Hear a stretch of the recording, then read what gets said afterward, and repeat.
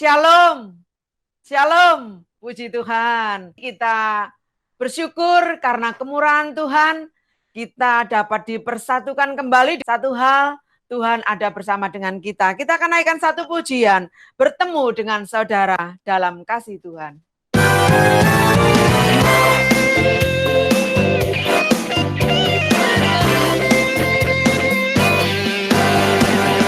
Bertemu dengan saudara dalam kasih Tuhan, bernyanyi puji namanya dengan sukacita, berjabat tangan semua saling mengasihi. Tuhan Yesus ada di sini.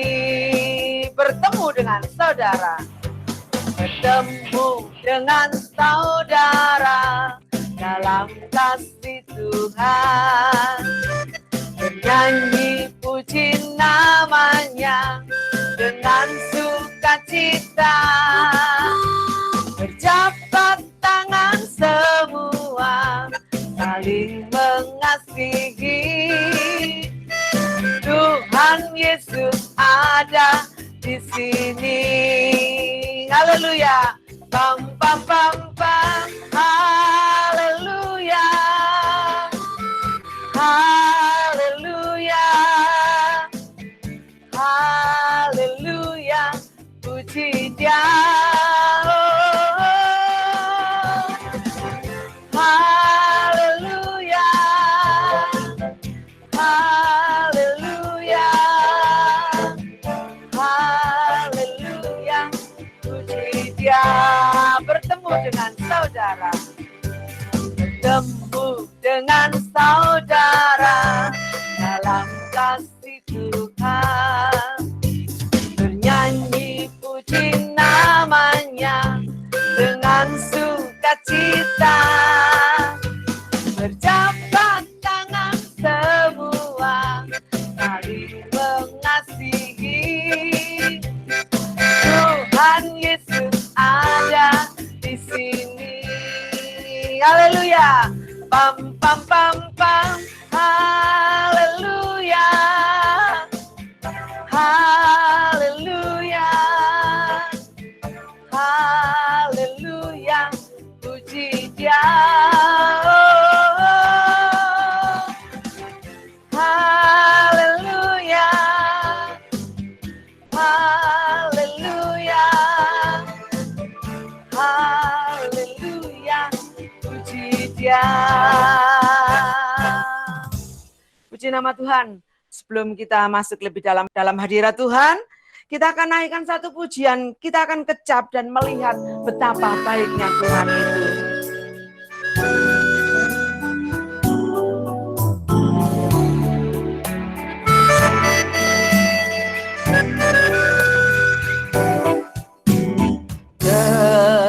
Kecaplah dan lihatlah betapa baiknya Tuhan itu. Kecaplah dan lihatlah betapa baiknya Tuhan itu. Bila ku renungkan, bila ku renungkan kasih-Nya di dalam hidupku, ku sadar akan jamahan Tuhan dan hatiku memuji Dia. Kecaplah.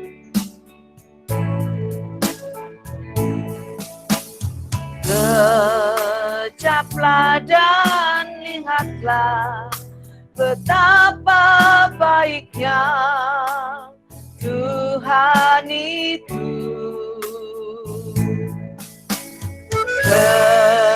Kecaplah dan lihatlah betapa baiknya Tuhan itu.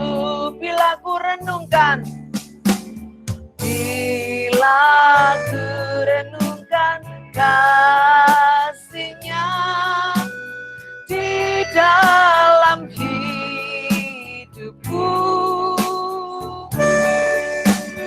ku sadar akan jamaah Tuhan dan hatiku memuji Dia. Bila ku renungkan, bila ku renungkan kasih-Nya di dalam hidupku, ku sadar akan jamaah Tuhan dan hatiku memuji Dia, dan hatiku memuji Dia, dan hatiku memuji Dia. Katakan, dan hatiku memuji Dia. Mohon dengan hormat Bapak Diaken Gus Riyadi naikkan doa untuk mengawali ibadah malam hari ini. Bapa di surga, di dalam Tuhan kami Yesus Kristus, kembali kami datang kepadamu menaikkan puji syukur kehadirat-Mu Tuhan, karena malam hari ini Engkau berkenan menghimpun kami umat-Mu di dalam ibadah Google Meet ini Tuhan. Kami percaya Engkau hadir setiap pribadi yang malam hari ini berkumpul beribadah kepada Tuhan. Engkau memberkati semua pelayan-Mu yang sudah ambil bagian, baik tim pastori, tim admin, terlebih hamba-Mu yang telah Kau persiapkan untuk menjadi saluran berkat firman bagi kami. Tuhan memberkati. Juga Engkau memberkati semua umat-Mu yang malam hari bergabung Tuhan. Engkau berkati jaringan internet yang kami gunakan, kiranya dijauhkan dari segala masalah, tetapi biarlah jaringan internet ini boleh digunakan untuk beribadah kepada Tuhan, sehingga kami umat-Mu diberkati dan Tuhan dipermuliakan. Terima kasih Tuhan, kami serahkan jalan ibadah kami malam hari ini, dari awal pertengahan sampai pada akhirnya ke dalam pimpinan Tuhan. Dalam nama Tuhan Yesus, kami mengawali ibadah kami malam hari ini. Haleluya. Amin. Amin. Puji nama Tuhan. Malam hari ini saya sambut saudara-saudara semua yang mungkin pertama kali ikut bergabung dalam ibadah malam hari ini ya. Puji nama Tuhan dimanapun saudara berada. Pastinya Tuhan sanggup memberkati saudara semua. Puji Tuhan. Kita akan naikkan satu pujian. Telah lama ku cari-cari.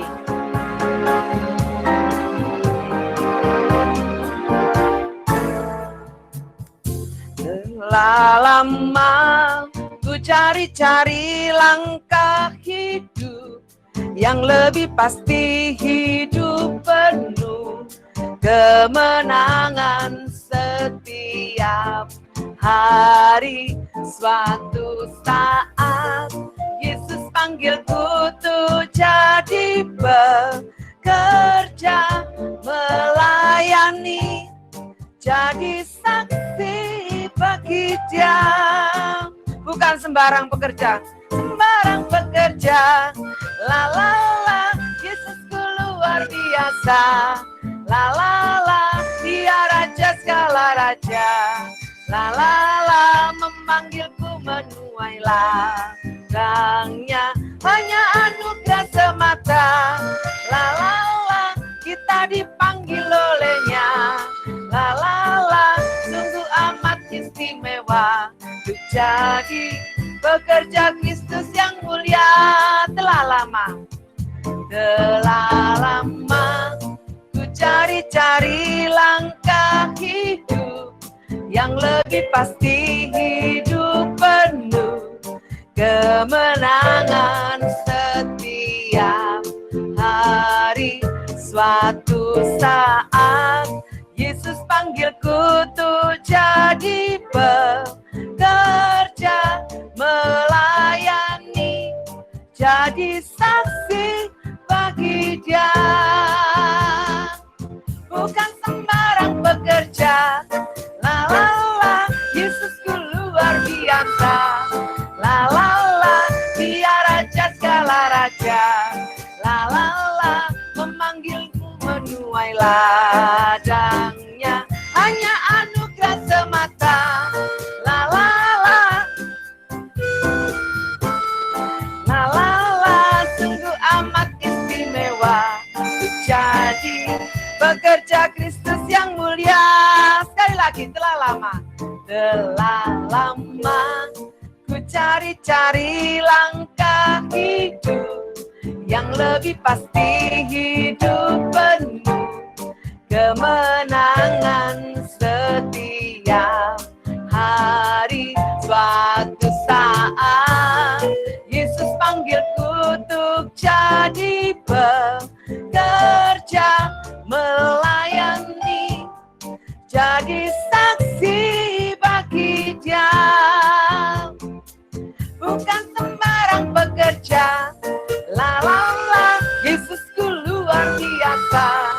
La la la, Dia raja segala raja. La la la, memanggilku menuai ladangnya, hanya anugerah semata. La la la, tadi panggil olehnya. La la la, sungguh amat istimewa jadi pekerja Kristus yang mulia. Puji nama Tuhan. Kita berbahagia malam hari ini bisa menjadi pekerja Kristus dan memuliakan namanya. Hari ini adalah hari yang telah dijadikan Tuhan untuk kita bersuka. Hari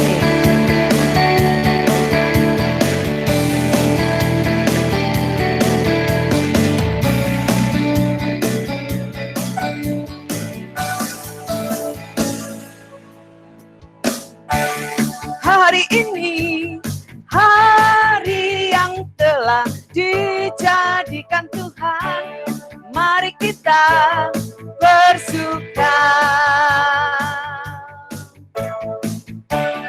Hari ini hari yang telah dijadikan Tuhan, mari kita bersuka dalam Tuhan, bersuka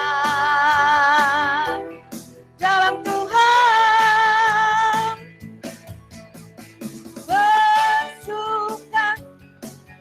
bersuka dalam Tuhan, mari bersuka citalah, bersuka dalam Tuhan, sekarang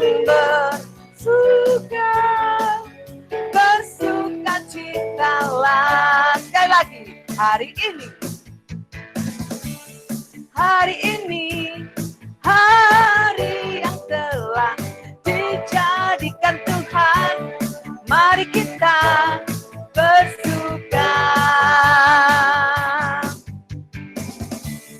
Hari ini hari yang telah dijadikan Tuhan, mari kita bersuka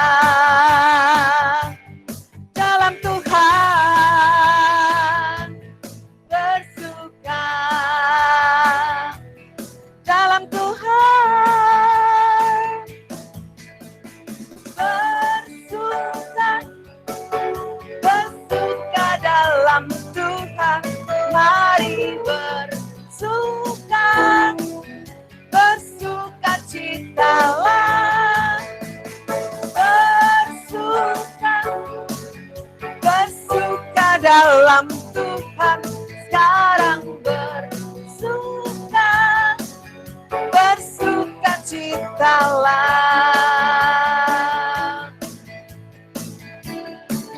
Puji nama Tuhan. Tuhanlah yang memberikan sukacita. Kita akan bersama untuk menyatakan 12 pengakuan iman rasuli. Aku percaya kepada Allah Bapa yang Maha Kuasa, Khalik langit dan bumi, dan kepada Yesus Kristus, anaknya yang tunggal Tuhan kita, yang dikandung daripada Roh Kudus, lahir dari anak darah Maria, yang menderita di bawah pemerintahan Pontius Pilatus, disalibkan, mati dan dikuburkan, turun ke dalam kerajaan maut. Pada hari yang ketiga, bangkit pula dari antara orang mati, naik ke surga, duduk di sebelah kanan Allah, Bapa yang Maha Kuasa, dan yang akan datang dari sana untuk menghakimi orang yang hidup dan yang mati. Aku percaya kepada Roh Kudus, gereja yang kudus dan am, persekutuan orang kudus, pengampunan dosa, kebangkitan tubuh, dan hidup yang kekal. Amin. Puji nama Tuhan, kita akan siapkan hati kita untuk sebentar diisi oleh firman Tuhan. Biarlah lewat hambanya yang akan menyampaikan firman Tuhan, kita akan dikuatkan kembali. Kita akan naikkan satu pujian. Ku tak dapat hidup tanpa Dia.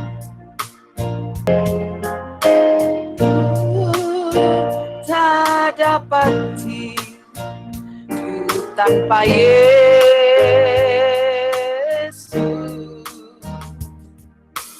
Dia sumber kehidupanku.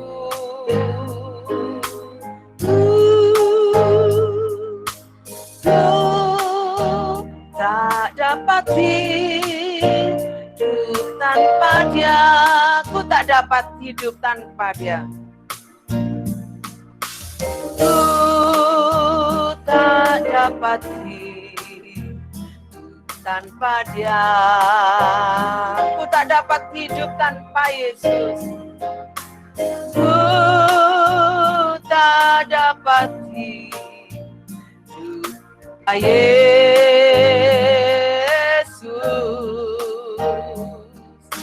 Dia sumber kehidupanku.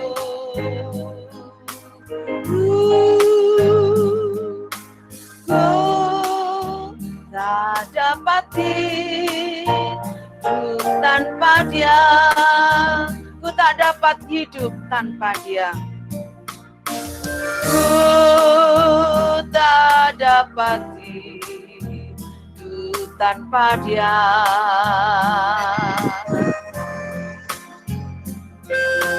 Ku tak dapat hidup tanpa Yesus.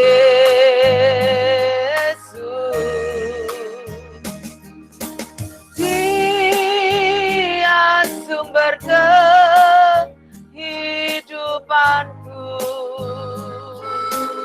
Ku tak dapat hidup tanpa Dia. Nyanyikan pujian ini sebagai doamu di hadapan Tuhan. Ku tak dapat hidup. Ku tak dapat hidup tanpa Dia. Ku tak dapat hidup tanpa Yesus. Ku tak dapat hidup tanpa Yesus.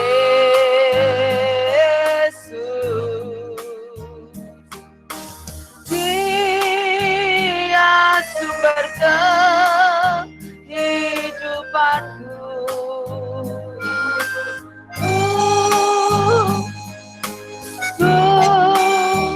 Tak dapat hidup tanpa Dia.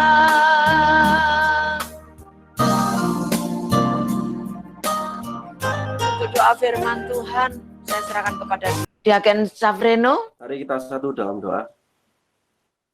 Kami ucap syukur Tuhan untuk penyertaan-Mu Bapa. Terima kasih Tuhan, Kau sudah menyertai kami dari awal ibadah hingga saat ini Tuhan. Kami siap untuk menerima firman-Mu Bapa. Bapa, Engkau mengurapi hamba-Mu Bapak Gembala yang menjadi saluran berkat bagi kami. Dan percaya Tuhan, tuntunan Roh Kudus-Mu turun atas beliau.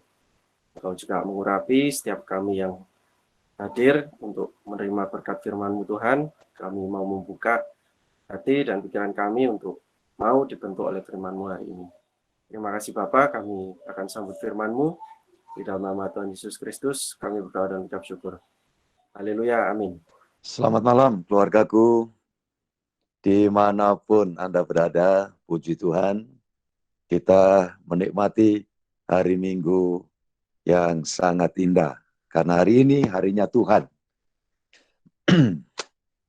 Karena hari ini harinya Tuhan, kita bersyukur memuliakan Dia dalam ibadah. Perjalanan hidup ini tidak mudah, ini fakta. andaikan tanpa Tuhan. Untuk itulah Tuhan datang supaya setiap kita dapat menikmati. Melalui kehadirannya dia memberi kekuatan. Melalui kehadirannya dia memberikan energi surgawi. Sehingga dunia, saya mesti terus terang ya menyampaikan. Dalam pandangan Alkitab, paradigma Alkitab, dunia yang mana kita hidup di dalamnya ini adalah dunia yang sudah berdosa. Makanya banyak pertanyaan teologis yang dikemukakan. Kenapa harus Tuhan mengizinkan terjadi gempa, bumi, bencana alam, banjir bandang, pandemi COVID-19, dan masih lagi. Kesananya, Alkitab firman Yesus berkata, intensitasnya juga akan semakin bertubi-tubi. Apakah ini Tuhan merancang? Tentu sama sekali Tuhan pencipta penuh rahmat tidak pernah merancang itu semua. Ketika Adam Hawa di Taman Eden diciptakan dengan alamnya yang begitu ideal. Adam bahagia, Hawa bahagia. Tidak pernah tercatat di dalam Alkitab bahwa di Taman Eden Adam harus mengungsi ke tempat lain karena ada banjir bandang. Tidak pernah ada. Padahal di dalam keadaan semi kekal, ya, semi kekal. Karena itu masih berkait dengan bumi. Taman Eden. Adam Hawa juga masih pakai tubuh dari tanah liat, bagian dari tanah. Itu pun berjuta-juta tahun, bermiliar tahun. Mereka menikmati kebahagiaan. Jadi kalau semua hal yang buruk yang tidak kita harapkan terjadi dan menimpa penduduk bumi, ya, tidak terkecuali siapapun, jika itu dalam kontrol Tuhan terukur untuk tujuan yang kalau untuk orang beriman, umat tebusan Tuhan, selalu terukur itu dalam ya suatu bingkai yang sangat baik. Kenapa demikian? Kan saya berkali-kali mengatakan, kalau kita ada dalam iman, hidup di dalam perkenanan Tuhan, kita selalu nempel sama Tuhan Yesus, berarti hidup kita untuk Dia, kan? Paulus berkata mati adalah keuntungan. Jadi itu bukan suatu kerugian, bukan ciong, bukan apes, bukan sial, ya bukan hukuman, saudara yang dikasih Tuhan. Satu waktu kita nunggu giliran, kan gitu. Siapa duluan, begitu aja, ukurannya ini. Saya sampaikan hal seperti ini supaya kita sadar, mengerti bahwa inilah kehidupan di dalam dunia, ya, yang serba sementara. Dan keadaan yang seperti ini, saudara, di berbagai tempat terjadi, bahkan pandemi ini global. Ya, ini akan menjadi satu masa penampian. Ketika kesulitan, ujian harus dihadapi oleh orang-orang penduduk bumi. Ada orang berdosa, ada orang beriman yang ditebus oleh Tuhan. Nah, di situ nanti bagaimana untuk menerusi perjalanan? Karena keadaan dunia seperti itu, kayak nyanyian itu kan. Zaman sekarang berjagalah, lihat dunia bergelora. Terdengarlah sini sana banyak kabar menakutkan, berlindunglah dalam sabda Allah. Zaman sekarang, ya, dikatakan seperti itu. Zaman sekarang ini zaman yang semakin sedemikian. Untuk itu Yesus selalu datang di tengah kita. Dan silakan Sang Kristus itu terus berada di tengah-tengah kita. Itu jaminannya, saudara. Maka dunia yang gelap, dunia yang goncang, asal ada Yesus, di situ kita rasa dunia berasa sorga. Sepanjang hari ini saya memakai tema dunia berasa sorga. Syaratnya kalau Yesus hadir di situ. Kita buka Alkitab kita, saudara-saudara, Injil Yohanes pasal 20 ayat 26. Ibu Diaken Ria Hadi, selamat melayani. 8 hari kemudian, murid-murid Yesus berada kembali dalam rumah itu, dan Thomas bersama-sama dengan mereka. Sementara pintu-pintu terkunci, Yesus datang dan ia berdiri di tengah-tengah mereka dan berkata, "Damai sejahtera bagi kamu." Berdiri di tengah-tengah murid-murid. Kalau malam ini Tuhan berdiri di tengah keluarga kita, di tengah-tengah kehidupan kita, saudara yang dikasih Tuhan, yang kita peroleh adalah damai sejahtera bagimu. Bahagia, sukacita besar. Ini dalam masa penampakan Tuhan. Sengaja di situ Tuhan hadir ketika para murid dalam keadaan takut. Semua pintu ruangan ditutup, terkunci. Yesus hadir di tengah-tengah para murid. Ini menunjukkan bahwa asal di situ ada orang memanggil namanya, berseru dengan kerendahan hati. Tidak ada yang dapat menghalangi Yesus itu untuk hadir. Dan kita silakan dia berdiri. Berdiri itu artinya dia berdaulat. Waktu Stefanus mau pulang ke sorga setelah dia dirajam dan menjelang lepas nyawanya, dia sempat berteriak mengatakan, "Aku melihat Yesus berdiri ya di sorga." Nah, ini menunjukkan bahwa Yesus yang berdiri itu pada umumnya di Alkitab kan disebut Yesus duduk di sebelah kanan Allah. Dia berdiri, ini berdaulat karena memang seluruh kepenuhan Allah itu berada di dalam ya eksistensi, keberadaan Sang Kristus Yesus. Allah yang tidak mungkin ya membuat kita bisa melihat beliau yang begitu dahsyat. Itu dapat dimungkinkan kita lihat melalui sosok Sang Kristus Yesus. Makanya Tuhan Yesus pernah mengatakan kepada para murid, ya, kalau kamu melihat aku sama dengan kamu melihat Bapa itu sendiri. Itu sebabnya saudara-saudara yang dikasihi Yesus, anak Tuhan kalau mau tetap menikmati sorga ya di dalam dunia yang gelap ini, selalu hidup di dalam fellowship dengan dia. Kayak para murid ini. Dan ini sebetulnya satu contoh yang seharusnya saudara yang sudah beribadah tadi, ya, saudara dikasih Tuhan secara real, saudara yang masih belum berkesempatan ibadah secara real, hari ini saudara fellowship. Nah, menjaga hidup yang demikian, kita terus melayani dia, itu yang membuat kita merasakan kehadirannya, dan dia akan terus menyatakan kehadirannya. Saudara-saudara yang dikasihi Yesus Kristus. Dan kalau dia hadir, yang dibawa itu isinya sorga kan? Apa isinya sorga? Damai sejahtera.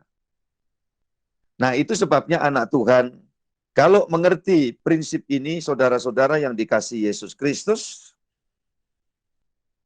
kita mau melangkah di dalam kehidupan ini, mengikuti jalannya dia. Karena dari awal waktu di Taman Eden itu pun, Tuhan itu mengendaki manusia itu damai dan sejahtera. Damai itu berarti tidak ada permusuhan, itu dalam posisi benar. Adam Hawa waktu belum jatuh dosa, sebelum Kejadian pasal 3, dia benar, dia damai, maka sejahtera. Begitu keluar dari Eden, Kejadian pasal 3, manusia berdosa, kutukan itu jatuh kemana-mana, ya, alamnya juga sudah dalam keadaan berdosa, saudara yang dikasihi Yesus, tidak ideal lagi, maka yang terjadi dosa itu berarti di luar kebenaran, yang terjadi tidak ada damai sejahtera. Makanya saya mau sampaikan buat kita, bahwa selagi kita di luar kebenaran, tidak akan mengalami sejahtera. Nah, untuk masuk di dalam kebenaran, itu adalah usaha Tuhan Yesus. Kita hanya melangkah merespon. Itu sebabnya di dalam kitab Yesaya itu ditulis, di mana ya timbul kebenaran, ada kebenaran, maka di situ timbul damai sejahtera. Makanya dalam hal ini, Yesus perlu mati, Yesus bangkit, Yesus menampakkan bahwa hidup selamanya. Dia tidak pernah meninggalkan setiap orang yang terus menjalin hubungan fellowship dengan Tuhan dan dengan keluarga, ya, dalam beriman ini, maka dia datang selalu menyatakan hal yang luar biasa. Itu sebabnya di mana kita ada bersama Yesus, tidak ada kesulitan yang tidak bisa kita lewati, kita lalui. Ya kan? Ini kehendak Tuhan. Dia ingin supaya yang di bumi ini mengalami sorga. Coba kita ambil ya, sepotong dari kalimat doa Bapa kami itu di dalam Matius pasal yang ke-6 ayat 9 dan 10. Karena itu berdoalah demikian. Bapa kami yang di sorga, dikuduskanlah namamu, datanglah kerajaanmu, jadilah kehendakmu di bumi seperti di sorga. Puji Tuhan. Saudara yang dikasihi Yesus, itu sebabnya Yesus datang, itu artinya apa? Kerajaannya itu hadir. Sebetulnya dia membawa kembali Eden, membawa kembali suasananya Firdaus itu.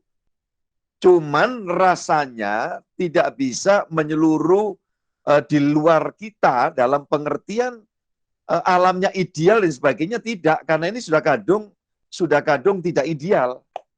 Yang dipulihkan adalah kedalaman hati orang percaya. Makanya kalau orang percaya, anak Tuhan, yang hubungannya sudah dipulihkan, bahkan memanggil Allah Sang Pencipta yang Maha Besar itu, ya Aba, ya Bapa, hubungan yang harmonis itu memberikan satu pengharapan yang pasti. Sehingga kita mempunyai keyakinan, dan itu pasti terjadi ketika kita melangkah di tengah kesulitan, di tengah guncangan, di tengah tantangan hidup. Saudaraku yang dikasihi Yesus, Yesus berkata, aku menyertai kamu. Dan kita berharap mendapat kekuatan dari Tuhan. Di samping itu kemudian apa yang terjadi? Di situ Tuhan memberikan penyediaan pertolongan yang selalu tepat pada waktunya, yang kadang-kadang kita ini suka menilai, kok terlambat, aku sudah berdoa sedemikian, kok belum juga ada jawaban. Nah itu menurut ukuran kita. Tetapi pertolongan Tuhan selalu tidak pernah terlambat, tepat pada waktunya. Di dalam semuanya.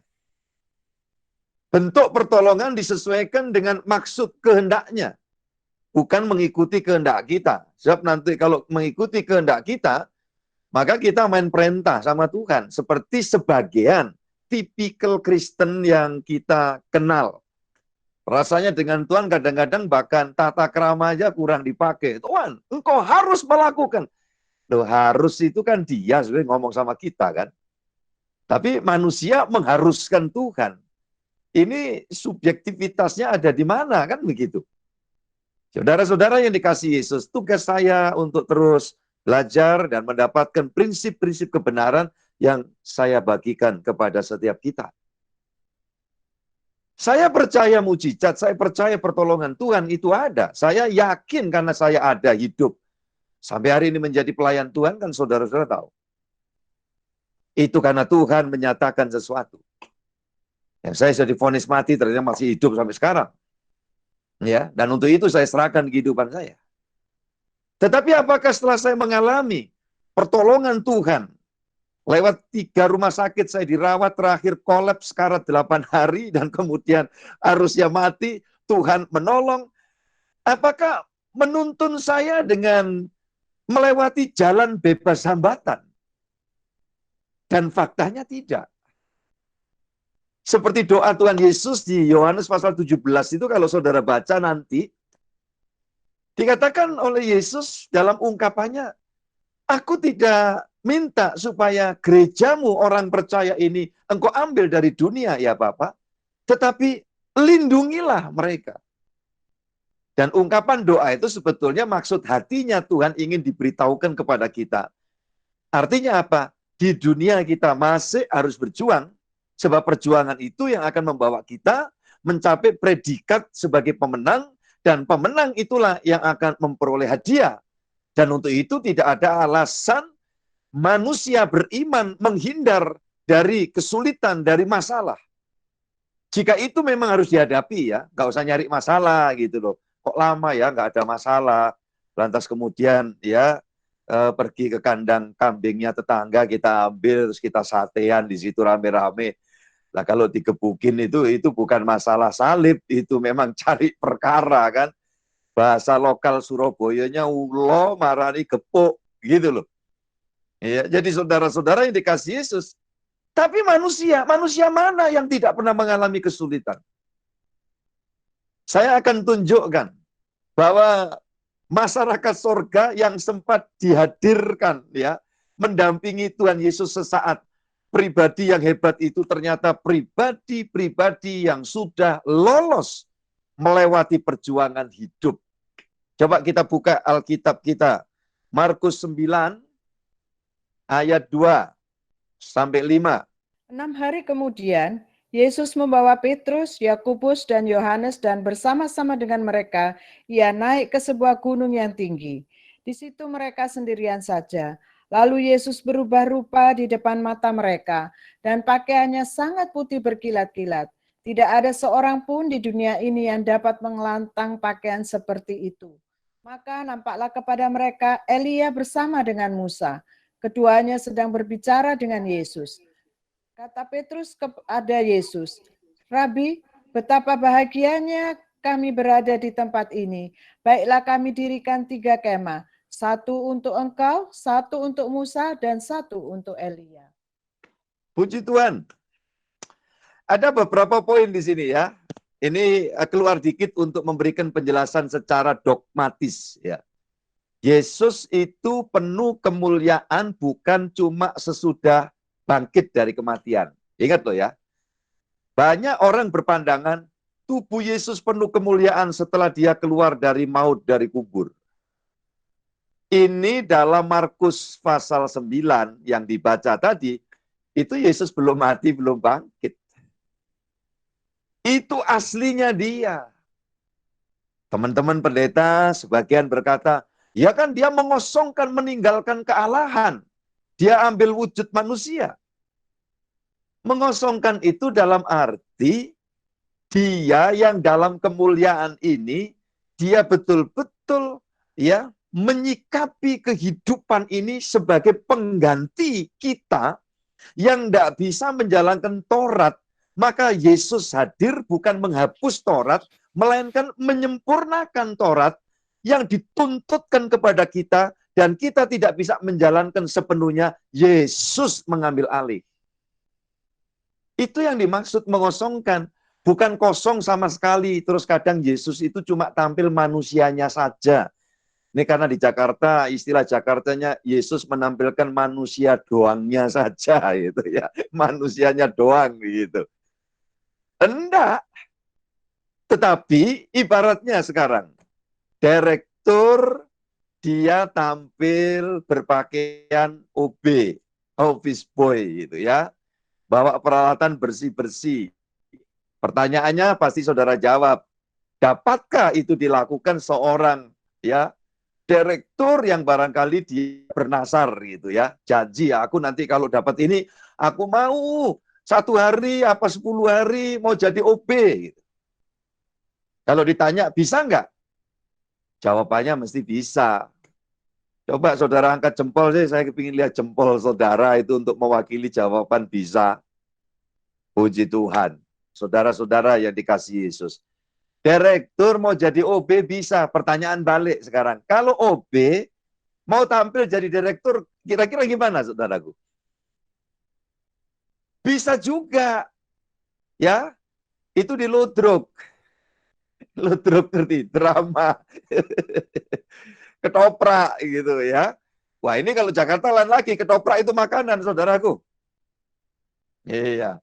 Padahal itu kalau di Jawa Timur kan kesenian begitu. Kalau direktur mau jadi apa aja bisa. Tapi dia tetap direktur. Nah orang akan menghina dia, si OB ini, kalau orang tidak kenal bahwa si OB ini adalah penjelmaan dari direktur. Tapi kalau segenap karyawan yang tahu tetap hormat, sekalipun dia bawa sapu, ya, bawa cikrak, dia mau bersih-bersih begitu. Saudaraku yang dikasih Yesus, sekarang enggak model tuh sapu sama cikrak, ya, vacuum cleaner gitu. Nah, saudara-saudara yang dikasih Yesus, itulah arti kata mengosongkan diri, ya. Ini tentang pribadi Yesus. Oke, kita sisihkan dulu. Nanti harapan saya ada bahan studi yang saudara kemukakan dalam bentuk pertanyaan-pertanyaan. Nanti ketika kita masuk dalam diskusi, ya, memberikan jawaban-jawaban saya akan berikan. Masih ada banyak yang tertunda dan itu menjadi bahan studi saya. Jangan saudara berpikir apa yang saudara tanyakan diabaikan oleh saya. Tidak mungkin. Sejauh masih dimungkinkan Tuhan, saya memang rindu dengan semua yang saudara tanyakan, memberikan stimulus untuk saya belajar, ya.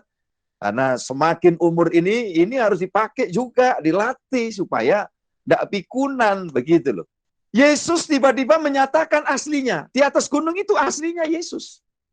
Itulah tubuh sorgawi itu. Sejak kapan Pak Gembala? Ya sejak dia datang sebetulnya yang nampak seperti manusia itu ya ada semacam selubung aja. Aslinya dia ya seperti yang dilihat murid-murid terutama Petrus, Yakobus dan Yohanes di atas gunung itu. Tiba-tiba Yesus berubah rupa, itu aslinya. Nah itu ada teman pendeta senior sekali saudaraku ya, mengatakan Yesus pinjam dari Allah untuk menyatakan kemuliaan sebentar. Bukan pinjam, itu memang kepunyaannya dia. Makanya nanti waktu kita pulang ke Firdaus, diantar dan ketemu dia, yang kita jumpai ya dia ini. Plus, nah ini ada plusnya. Nanti waktu kita ketemu, tidak semulus waktu dia nyatakan nampak dalam kesempurnaan di atas gunung. Ada tanda metre, lubang paku di dua tangan, kaki, kemudian belepotan berbekas, ya, mahkota duri dan siksaan yang dialami, bahkan lambung yang robek, itu sengaja tetap diperlihatkan. Makanya yang dilihat oleh Thomas, dicucukkan jarinya Thomas sampai Thomas berkata, "Ya Allahku, ya Tuhanku." Itulah tubuh kemuliaan Yesus. Nah nanti kalau kita melihat tubuh yang sorgawi dari para murid yang dulu matinya dipenggal, disiksa, dicincang, dipotong-potong, dimutilasi, itu nanti waktu kita jumpa di sana itu semacam ya seragam mulia, sudah mulia begitu. Tidak ada yang cacat celah. Karena apa? Tubuhnya kan di kuburan. Sedangkan dalam kebangkitan itu adalah tubuh rohani, tubuh sorgawi. Saya tetap kasih PR bagi saudara yang belum sempat dengar, yang saya sampaikan, saudara wajib baca 1 Korintus 15 ya. Satu pasal itu sudah baca, itu bicara tentang kebangkitan dan tubuh sorgawi, tubuh duniawi, tubuh rohani, dan tubuh jasmani, dan sebagainya. Di situ dijelaskan. Nanti saudara akhirnya tahu bahwa bicara kebangkitan tubuh, seperti iman rasuli kita itu yang dirangkum oleh para rasul itu bukan tubuh ya, maaf kata, jasad yang kita kuburkan di sana itu yang dibangkitkan, bukan. Cuman pribadi masing-masing itu dibangkitkan, dibangun dalam tubuh yang mulia, tubuh surgawi. Nah oke, itu juga kita sisihkan. Sekarang yang saya ajak saudara lihat, siapa yang mendampingi Yesus pada waktu itu tampil? Elia. Nah, Elia sudah diangkat kan? Siapa lagi? Musa. Musa udah meninggal. Tapi dalam tradisi tidak diketemukan makamnya di mana. Itu Nabi Musa yang sangat besar dihormati oleh 3 agama, saudara-saudara yang dikasih Tuhan. Nah, ternyata kalau saudara lihat, ini adalah orang-orang yang sudah melewati masa sulit di sepanjang hidupnya. Musa mendapat kesempatan berumur 120 tahun. Meliputi 3 fase ini, kalau sekedar ya pelajaran sedikit.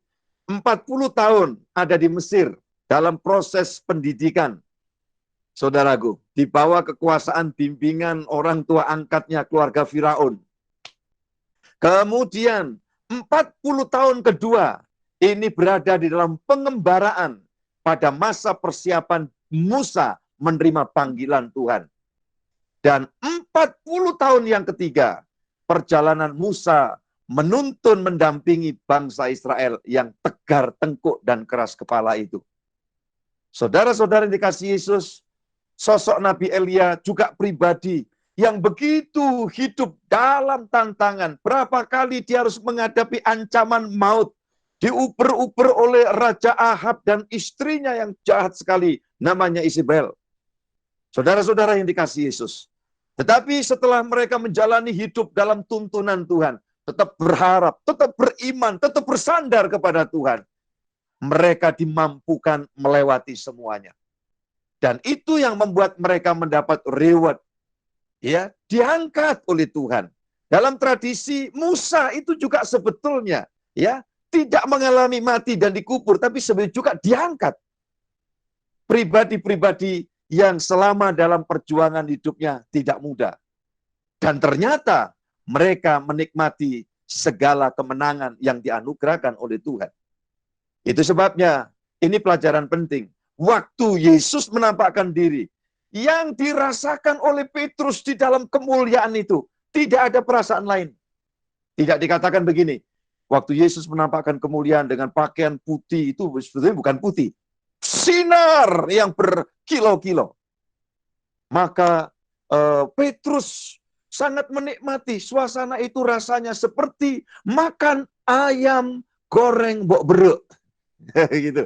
Seperti makan capcay. Iya, barangkali seperti makan nasi ayam Hainam. Nah, tidak ada kalimat itu. Ini karangan. Kalau orang berpikir sorga itu urusannya makan dan minum. Apalagi juga ada yang berkeyakinan. Tapi namanya keyakinan orang ya monggo, ya kan? Begitu nanti kalau ke sorga, ada yang menyambut ya. Penyambutnya itu nggak tahu, itu tanyalah mungkin kalau nggak tahu lihat di YouTube, saudaraku yang dikasihi Yesus. Nah, ternyata kalau suasana surga turun, yang ada adalah kebahagiaan. Dikatakan oleh Petrus, betapa bahagianya kami di tempat ini. Sampai nggak ngerti lagi apa yang harus diomong.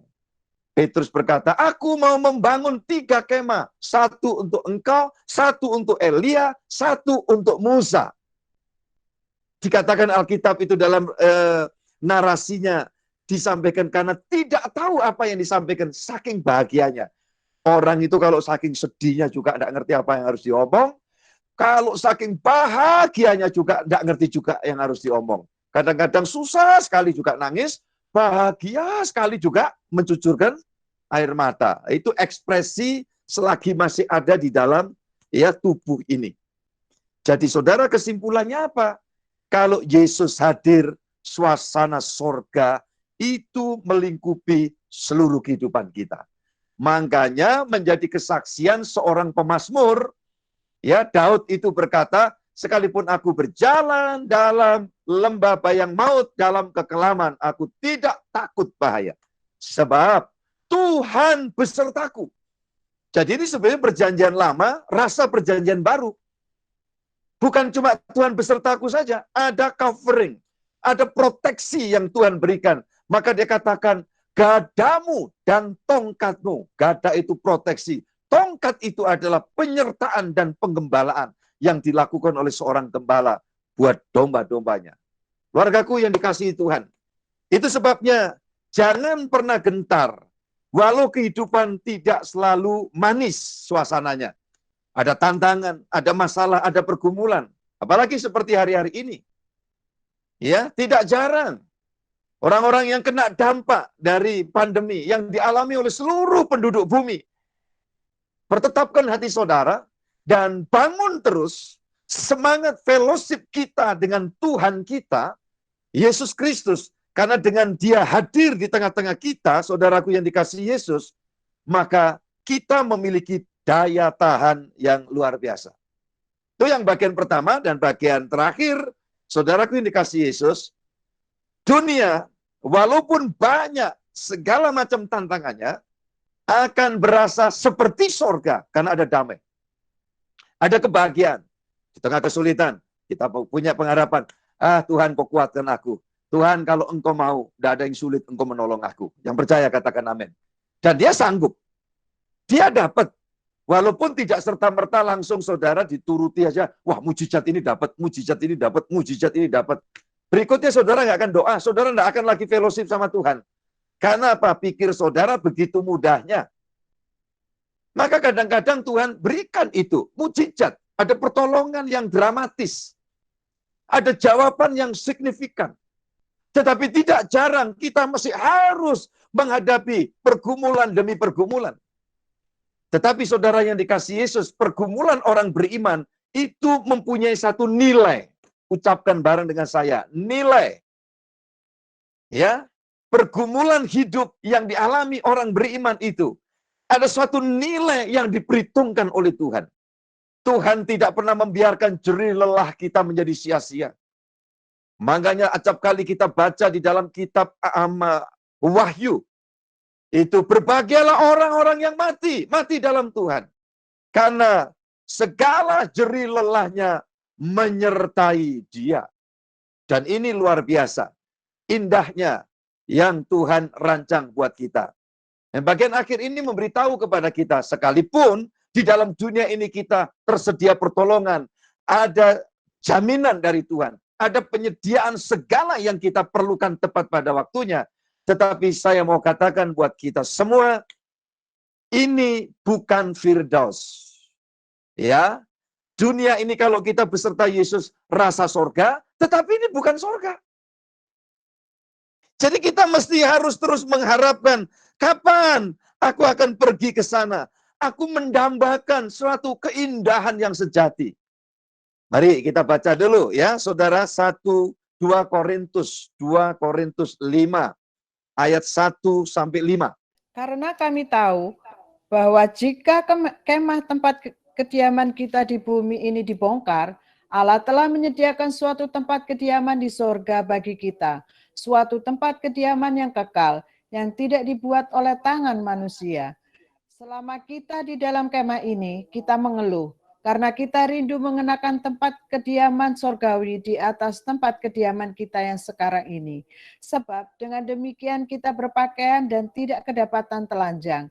Sebab selama masih diam di dalam kemah ini, kita mengeluh oleh beratnya tekanan, karena kita mau mengenakan pakaian yang baru itu tanpa menanggalkan yang lama, supaya yang fana itu ditelan oleh hidup. Tetapi Allah lah yang justru mempersiapkan kita untuk hal itu dan yang mengaruniakan roh kepada kita sebagai jaminan segala sesuatu yang telah disediakan bagi kita. Amin. Haleluya. Saudaraku, dengar baik-baik ini kebenaran firman. Selagi masih dalam kemah yang dimaksud ini, tubuh ini. Kemah itu rumah. Makanya kan Yesus berkata, tidak tahukah kamu bahwa tubuhmu ini rumah Allah, bait Allah. Saudara, karena apa? Allah mengaruniakan rohnya kepada kita, dan roh Allah, roh kudus itu mendampingi kita. Tetapi bagaimanapun selama kita masih dalam dunia, coba aja saudara pikirkan. Saudara masih menghadapi, ya, kalau enggak yang ini, urusan ekonomi teratasi, gangguan kesehatan dialami. Gangguan kesehatan masih stabil, ya, kaitan kedinasan ada gangguan, ada problem keluarga, ada masalah ini. Di sini aman, dapat berita yang di daerah mengalami pergumulan. Dan itu silih berganti, manusia itu yang dihadapi. Kenapa? Saya katakan tadi, dunia ini sudah tidak ideal. Ya, sudah berdosa. Ditambah lagi, semakin banyak kita bertingkah, maaf ya, semakin kita melakukan banyak kesalahan, maka pressure hidup itu semakin bertubi-tubi. Nah, kalau bentuk pressure ini akibat dari pelanggaran kesalahan yang kita lakukan, itu lebih sulit. Tapi kalau kita belajar berbenah, hidup terus di dalam damai dengan Tuhan, damai dengan keluarga, damai dengan sesama, tidak ada musuhan. Saudaraku, belajar saling memaklumi, belajar saling memaafkan. Saudaraku, di situ kita ada dalam posisi damai, pasti sejahtera. Bahagia sorga itu kita akan nikmati. Mungkin saudara tanya, Pak Gembala, gimana kalau kemudian menghadapi beban hidup itu karena pelanggaran, karena kesalahan? Masih adakah jalan keluar? Saya mau katakan, selagi masih ada hari ini disebut, berarti ada kasih karunia Allah yang selalu siap membackup kehidupan kita. Kemurahan Yesus melampaui segala pelanggaran kita. Yang percaya katakan amin. Puji Tuhan. Nah, ini prinsip iman Kristen itu sudah final. Ya, tidak ada yang sulit digambarkan. Ya, karena apa yang nggak bisa kita perjuangkan sendiri, Yesus memperjuangkan bagi kita. Dan ketika kita sudah belajar berjalan di dalam penyertaannya, di dunia yang fana, penuh pergumulan, tapi masih ada secercah harapan, sehingga dunia yang seperti ini bisa berasa surga kalau kita mepet nempel terus sama Tuhan dan dituntun menuju perjalanan ke Firdaus. Nah, ini harus terus saya dengungkan supaya saudara nanti nggak tertipu. Waktu begitu habis kita kecewa, ya bukan karena banyak kegagalan dalam apa yang kita kerjakan, tetapi kecewa kita menjelang akhir hidup kita noleh ke belakang ternyata belum banyak yang kita lakukan. Itu kekecewaan yang sulit teratasi. Kalau kita menjalani hidup punya niat baik tapi masih gagal, kita punya niat hidup berubah, jalani hidup yang berkenan di hadapan Allah, masih kepleset-pleset, cepat bangun, cepat bangkit. Tuhan berkenan memberikan anugerahnya. Kita nempel, kita minta ampun sama dia. Makanya bertobat itu tiap hari. Kalau kita sadar di hari itu kita lakukan kekeliruan, cepat balik sama Tuhan. Supaya jangan kita di posisi jauh dari Tuhan tuh kayak gambaran orang yang turun dari Yerusalem ke Yeriko. Di tengah jalan digebuki penyamun habis. Dan saudara-saudara yang dikasihi Yesus, kiranya jangan sampai hal itu terjadi. Nah, untuk itu kita belajar. Ayo lakukan hal yang berkenan di hadapan Tuhan. Waktu ini singkat, keluargaku. Ya, ini bukan subjektif, bukan. Mungkin Pak Gembala karena umurnya ini sudah di kepala 6, jadi yang diomong seperti itu. Oh enggak, saya bukan bicara seperti itu karena subjektivitas diri. Oh enggak. Tapi Alkitab memberikan pengertian kepada kita. Bahwa hidup ini sangat singkat. Ya, orang yang kita pikir, wah dia mungkin kondisinya seperti itu, akan segera pulang ke sana. Malah yang berpikir gitu dului itu juga tidak jarang, saudaraku. Iya kan? Nah itu sebabnya kita mengerti. Jangan sampai salah arah. Kita di dunia ini ya bergerak, maju, terus semangat dalam menjalani hidup itu harus. Tetapi jangan salah sasaran. Ya, jangan salah sasaran. Makanya kita ini mestinya waterproof, bahkan juga fireproof. Di dalam perjalanan ini, ingat khotbah saya yang lalu. Ya, di air juga tetap tangguh, di api pun juga tetap tangguh, bisa kita lewati kalau kita jalan bareng bersama dengan Tuhan. Yang percaya katakan amin.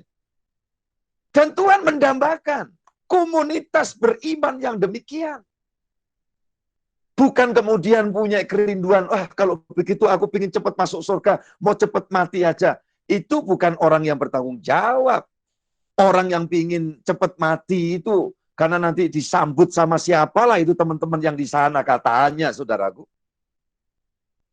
Manusia yang bertanggung jawab, orang beriman yang sungguh-sungguh adalah orang yang berani menghadapi hidup walaupun hidup itu tidak selalu mudah. Dan faktanya orang-orang yang di sorga adalah orang-orang yang sudah melewati perjalanan hidup ini. Itu sebabnya pertetapkan hatimu dan bangun semangatmu untuk memberikan hidup ini untuk mengikuti kehendak Tuhan. Tuhan katakan, jadilah kehendakmu di bumi seperti di surga. Apa kehendak Tuhan, Pak, kami di bumi? Supaya bahagia, supaya damai sejahtera. Dan kalau kita berjalan di dalam damai sejahtera, berarti kita hidup di dalam belajar mengikuti kehendak Tuhan. Saya senang pakai istilah belajar. Karena kita ini masih menjalani sekolah, ya, sekolah iman, sekolah percaya. Dan sekolah itu kadang-kadang juga masih remedi, ya itu faktanya. Belum ada orang yang sempurna.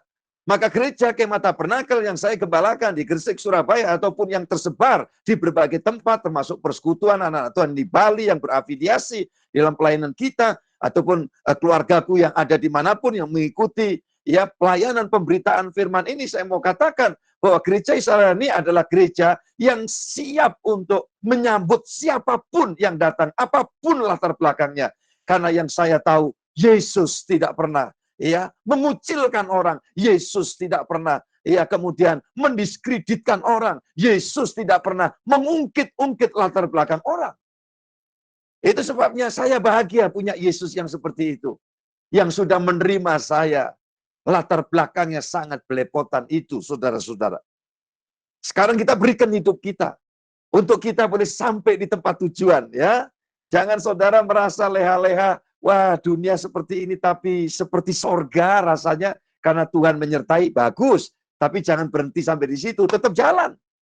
Paulus berkata di dalam ya Filipi pasal 3 ayat 13-14, aku meninggalkan apa yang di belakangku, melupakan yang di belakangku dan berlari-lari menuju tujuan untuk mendapatkan hadiah panggilan sorgawi. Sekali lagi, ujung pemberitaan ini mengingatkan waktu kita itu sangat singkat loh ya. Sangat singkat, puji Tuhan. Kalau kita masih kadang melayat, kita masih mengunjungi keluarga yang berduka, dan kita bisa lakukan itu baik, kita menguatkan orang lain sebelum kita dilayat. Karena manusia itu ya tinggal antrian. Siapa yang duluan, kan gitu. Tidak ada orang tahu.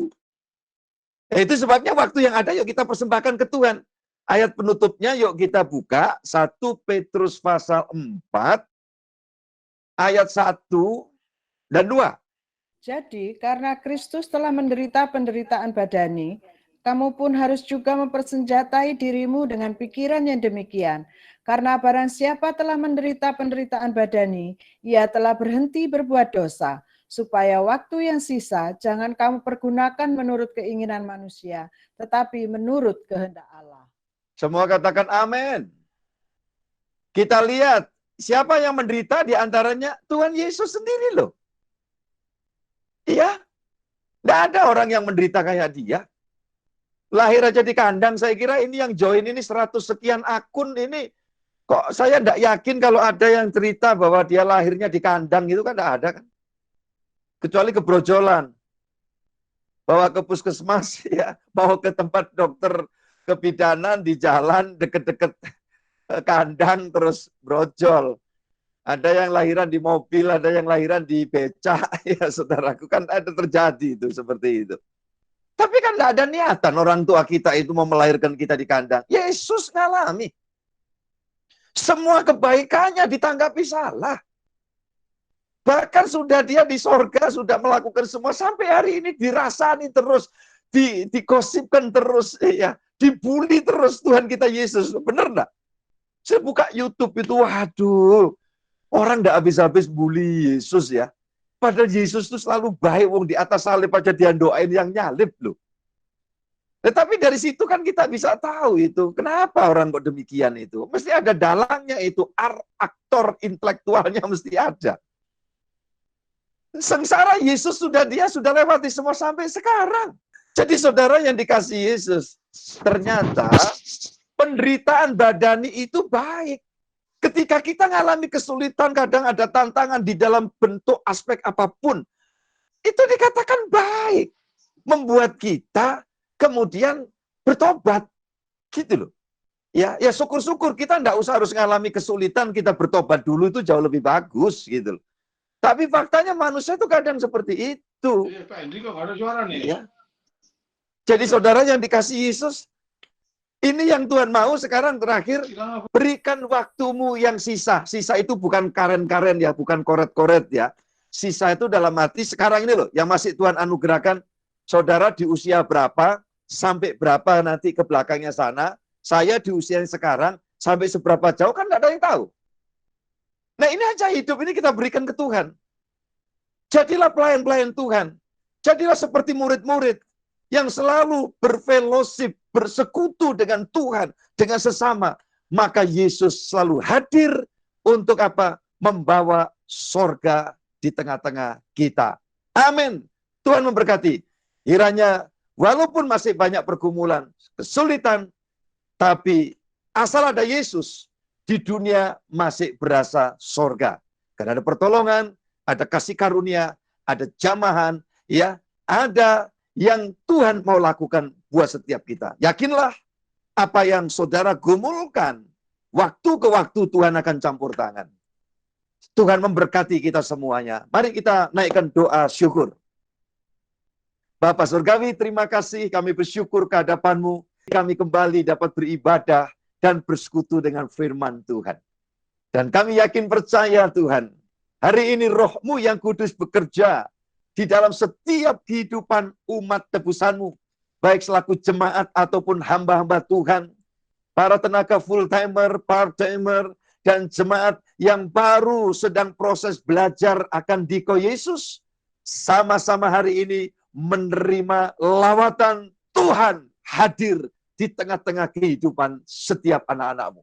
Dan kalau Engkau hadir, Tuhan, malam ini Engkau limpahi damai sejahtera. Dan anak-anak Tuhan akan terus semangat, giat, bersekutu dengan Tuhan, melayani Tuhan. Maka firman berkata, tidak ada yang sia-sia. Jerih lelah persekutuan kita dengan Tuhan sangat diperhitungkan oleh Tuhan. Olehnya hamba mengangkat tangan, berdoa untuk setiap anak-anak-Mu yang hari ini hadir, join di dalam ibadah, dimanapun berada, yang ada di Pulau Jawa, di Jakarta, di berbagai daerah yang lain, dan sampai yang ada di pulau yang lain, bahkan yang ada di negara yang lain. Engkau hadir karena kehadiran-Mu tidak bisa dihalangi oleh apapun, oleh jarak waktu apapun. Bagimu adalah Engkau berdaulat, Engkau sanggup melakukan semua. Kiranya malam hari ini, setiap pribadi yang mau menerima berkat Tuhan, dibuka hatinya dan tangan Tuhan boleh ada tertumpang di atas setiap orang percaya. Haleluya Tuhan, terima kasih. Yang lemah kini Tuhan jamah kuatkan. Yang sakitmu Tuhan mohon, jika Engkau berkenan mengangkat penyakit dan memberikan kesembuhan kepada setiap anak-anak-Mu yang dirawat di rumah ataupun di rumah sakit, tidak terkecuali, kini Tuhan campur tangan. Bahkan yang hari-hari ini sedang dalam keadaan duka, karena ditinggal oleh orang yang dicintai atau yang mencintai. Tuhan, Engkau kiranya memberikan satu kekuatan dan sekaligus pengertian, bahwa orang yang berpulang ke sana, lebih-lebih jika dia pulangnya dalam penyertaan Tuhan Yesus, pasti di Firdaus tempatnya. Sedangkan yang ditinggal, Tuhan tidak pernah membiarkan. Tuhan akan campur tangan, menyertai, dan Tuhan akan berkarya di tengah-tengah kami. Terima kasih Bapak dalam surga, kiranya Engkau menuntun kami lebih lanjut, ketika kami melewati gelapnya malam, untuk memasuki hari esok. Ada banyak anak-anak Tuhan, yang barangkali sudah menyodorkan beberapa hal yang akan dikerjakan, yang akan diambil langkah di sepanjang hari esok awal minggu. Kiranya Tuhan berkenan, menyertai, Tuhan campur tangan, menolong, dan membuat hati setiap anak-anak-Mu sungguh-sungguh berpaut kepada Tuhan. Secara khusus pada rekan pendeta hamba Tuhan yang ada bersama dengan kami, Tuhan, hamba-Mu berdoa kiranya Engkau mengurapi, Engkau terus tambahkan hikmat pencerahan, urapan, agar pelayanan setiap hamba Tuhan dalam bidang apapun menjadi berkat bagi banyak orang, dan nama Tuhan Yesus dipermuliakan.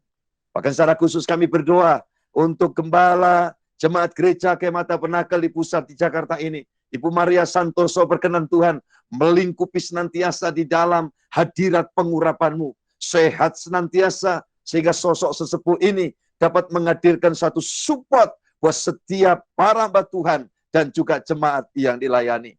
Ketua Sinode kami, Pendeta Dr. Handoyo Santoso bersama seluruh keluarga dan tim, Tuhan juga memberkati beliau. Terima kasih, beliau sehat, dan campur tangan mengurapi terus, sehingga dalam waktu dekat ini bersama-sama kembali bersama jemaat melayani Engkau, melayani jemaat, sehingga semua dikuatkan dan diberkati.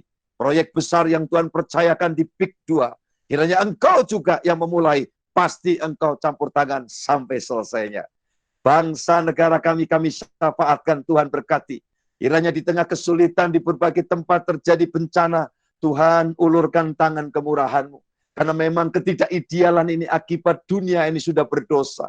Tetapi bukankah setiap umat ini adalah ciptaan-Mu? Kiranya Engkau hadir menolong. Engkau campur tangan, memulihkan, menghiburkan mereka yang berduka. Dan pemulihannya kiranya Tuhan sendiri yang akan campur tangan. Kepada Presiden kami Bapak Jokowi, wakilnya Pak Kiai Ma'ruf Amin, dengan seluruh pembantunya, ya Tuhan, para menteri, pejabat sampai ke daerah, berkenan Tuhan memberikan pencerahan, urapan, untuk dapat membawa segera bangsa kami ini melewati kemelut pandemi ini, dan semua tampil dalam kemenangan. Sehingga dengan demikian Indonesia menjadi kesaksian yang luar biasa di seluruh muka bumi. Dan itu tidak mustahil. Tuhan, kemurahan-Mu dinyatakan dan Engkau dipermuliakan. Puji Tuhan, terima kasih. Semua pelayan Tuhan, divisi-divisi yang ada di gereja kami, Tuhan lawat dan berkati. Tim admin, juga tim pastori, dan bersama kami di Jakarta ini, semua ada di dalam tuntunan pengurapan-Mu. Rekan-rekan sekerja dalam pelayanan sekalipun beda organisasi dan join bersama kami, Tuhan, Engkau memberkati semua. Ibadah fellowship ini tidak sia-sia, membawa kami tambah semangat dan bergairah untuk taat mengikuti kehendak Tuhan. Sekaligus persembahan setiap umat-Mu Tuhan yang mengingatnya sampai kepada kekekalan, dan taburan itu tidak akan pernah dilewati. Tuhan yang dari Tuhan pasti akan diberikan. Dan nama Tuhan dimuliakan. Maka pada akhirnya setiap pribadi boleh dilawat Tuhan dan menerima segala penyediaan yang daripada-Mu. Semua yang baik, penuh dengan sejahtera, bahagia, menaungi dan menjagai semua anak-anak Tuhan dimanapun berada dari saat ini sampai Maranatha. Tuhan datang yang kedua kali, menjemput dan mengantar kami ke sorga yang penuh bahagia. Demi nama Bapa, Putra, dan Roh Kudus, dalam Tuhan Yesus Kristus. Haleluya, kita naikkan pujian. Bapa, terima kasih.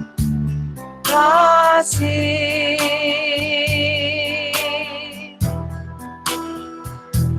Bapa, terima kasih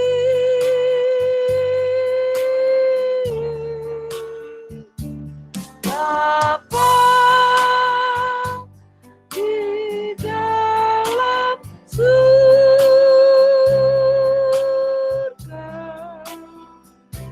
syukur, terima kasih.